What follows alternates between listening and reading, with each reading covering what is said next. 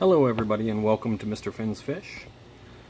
Just giving you an update on the Fire Red Neocaridina.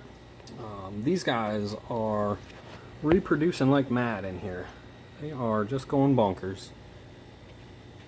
I hope that's showing up as good as it is in person, but there's a whole bunch back there, and that's just one little corner of this 20-gallon long. It's just polluted with them. And you can probably only see the little bit bigger ones. Let's see if I can find one. These aren't even the tiny tinies. Those are a couple pretty small ones. And there's just bunches and bunches of them everywhere in here. You can't look anywhere in this tank and not see a bunch of fire shrimp or fire red cherry shrimp. Now these are from L.R. Bretz Aquatics. I can't say enough good things about the shrimp I got from him. They were absolutely awesome. Their shipping was great. I didn't have a single DOA. They have done amazing. Their color is great, and they do reproduce awesome in this setup. And just go through the setups. I think I did this before, but just if you haven't watched any of my videos before, it's not a bunch. You can check out the video of these being put in. It's probably unboxing cherry shrimp. But at any rate, we got a bunch of lava rock back here in the corner. A couple big rocks, some bigger rocks down in there that aren't lava rock, and then a pile of lava rock. And that's all on top of a little bit of just, what is that, river pebbles. And it fades into smaller lava rock. And a bigger one here, kind of making them separate. And then sand, which everybody says don't use this blasting sand for it, for cherry shrimp. I think it seems to work awesome.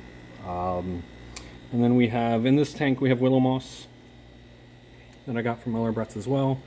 It's coming along nicely. There's an issue with hair algae in here, but I'm just letting it go. I'm keeping them on a lot of light, and that's why we're getting the hair algae. I've got one little baby pleco in here that keeps the windows clean, so to speak. You can see them in the tube there.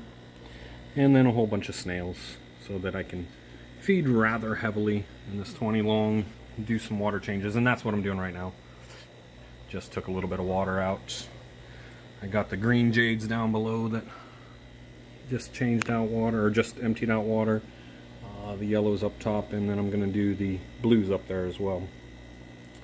But this also, you know, we have 2 heaters in here just to be sure, and we have 3 sponge filters.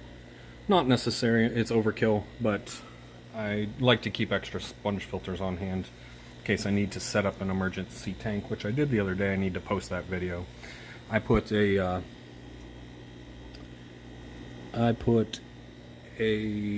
what am I trying to say here? Oh yeah, the hair algae. I put a fish in here, these Siamese algae eaters, trying to see if they would pick up some hair algae, which I've seen that they'll do and read that they'll do.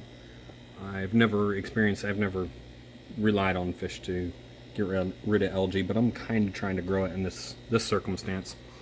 So I was hoping to mix these guys and see if that would work, but I watched little tiny algae eater swim right up to a baby little shrimp and devour it. So I took them out immediately.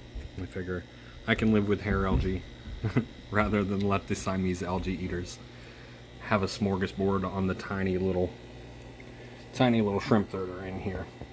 But there's a lot of shrimp in here. It's amazing how quickly they do this. I want to say, I'll get this wrong, but from the time, you know, this has only been a couple months, I think, and they're really going and building a huge colony in here. I don't know if I said it, but we have Indian almond leaves in here. You've probably seen them, and that's one that they've really devoured. And just threw another one in there that is still floating. It'll sink down. But as we scan around, I mean, there's already shrimp up on it. There's so many in this tank. It's pretty awesome. Here's a little bit further back view. Alright guys, thanks for checking out the video, and we'll post more soon. Have a great day.